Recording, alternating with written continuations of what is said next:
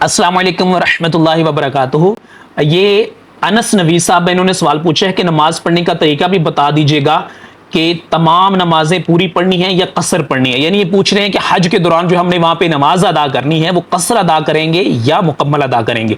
देखिए, इसके मुतालिक मैंने काफ़ी उलमाए कराम से रहनुमाई लेने की कोशिश की है। मैंने उनसे पूछा है कि इसमें शरई तौर पे क्या हुक्म बनता है। उनकी तरफ से मुझे जो बताया गया है, जो मैंने सीखा है, वो ये है कि चूंकि आपने वहां से अगर 15 दिन से कम क़याम है आपका मक्का मुकरमा में, अगर 15 दिन से आपका कम क़याम है मक्का मुकरमा में, फिर तो आप नमाज पढ़ेंगे पूरी। और अगर 15 दिन या इससे ज्यादा का आपका क़याम है तो फिर आप कसर सिर्फ वो नमाज पढ़ेंगे जो आप अकेले में पढ़े हैं, बाजमात नहीं पढ़े। मक्का मुकरमा में इमाम काबा के पीछे आप नमाज पढ़े हैं, मिना मुज़ल्फ़ा में बाजमात नमाज पढ़े हैं, तो जो वहां के मुकीम इमाम होंगे उनके पीछे जो बाजमात नमाजें पढ़नी है वो पूरी पढ़नी है। लेकिन अगर आप तन्हाई में पढ़ेंगे तो फिर आप सफर में हैं, कहीं पहाड़ों से गुजरे हैं, ज़ियारत पे गए हुए हैं या होटल के कमरे में बिलफर्ज पढ़े हैं, तो वो कहते हैं फिर आप उसमें कसर पढ़ सकते हैं। बहरकैफ मैं आपको मशवरा दूंगा कि इसकी मजीद डिटेल, क्योंकि यहाँ पे जो हमारे मजहबी है ना स्कूल ऑफ थॉट्स, वो मुख्तलिफ हैं। ठीक है, सबकी तहकीक अलग-अलग है, सबकी रिसर्च अलग-अलग है। तो इसलिए मैं सबको ये मशवरा देता हूँ कि जितने भी लोग हज पे जाते हैं या उम्रे पे जाते हैं, इस तरह के जो शरई मामलात हों वो आप अपने मोहल्ले के इमाम साहब से या अपने जो भी आपकी सोच है उसके मुताबिक जो आप जिनको फॉलो करते हैं, जिस मसलों को फॉलो करते हैं, उनके जो भी रहनुमा हैं, जो इमाम साहब हैं, आपने उनसे मिल के उनसे इनकी डिटेल ले लें, क्योंकि इसकी डिटेल में थोड़ा सा फर्क भी सम टाइम आ जाता है। मिसाल के तौर पे मिना के खैमों में आप देखेंगे कि वहां पे लोग नमाजों पे लड़ रहे होते हैं। ठीक है, मैंने खुद अपनी आंखों से देखा है।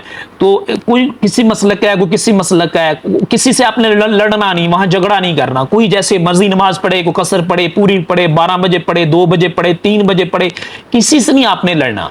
आपने सिर्फ अपनी इबादत पे तवज्जो देनी है, आपने अल्लाह से राब्ता रखना है।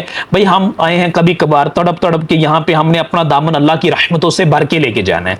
ठीक है, ये जो शरई मामलात होते हैं ये हमारा काम नहीं है कि इनको डिस्कस करें, और वो बिलखसूस जो इख्तलाफी होते हैं ये उलमाए कराम का काम है, वो उनका काम है वो जाने और उनका काम जाने, हमें इस काम में नहीं पड़ना है। इसलिए जो इख्तलाफी मसाइल हों शरई तौर पे वो आप किसी से भी वहां डिस्कस भी ना करें। और जहां पे इस तरह हज के दिनों में आप गए हों, आप देखेंगे मिना के अंदर खैमों में महफिलें जमी होती हैं, जनाब ये ऐसा तो वो वैसा, ऐसा नहीं करना, खुदा ऐसा ना करें। आप यहाँ खाली दामन लेके आए, आपने भर के लेके जाना है।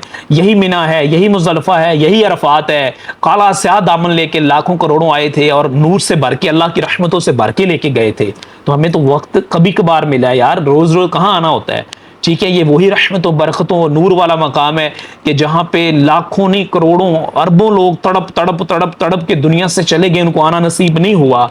लाखों करोड़ों आज भी तड़प रहे हैं। आप जब हज के लिए रवाना हुए थे, कितने लोग आपसे मिलने आए थे, रो रहे थे।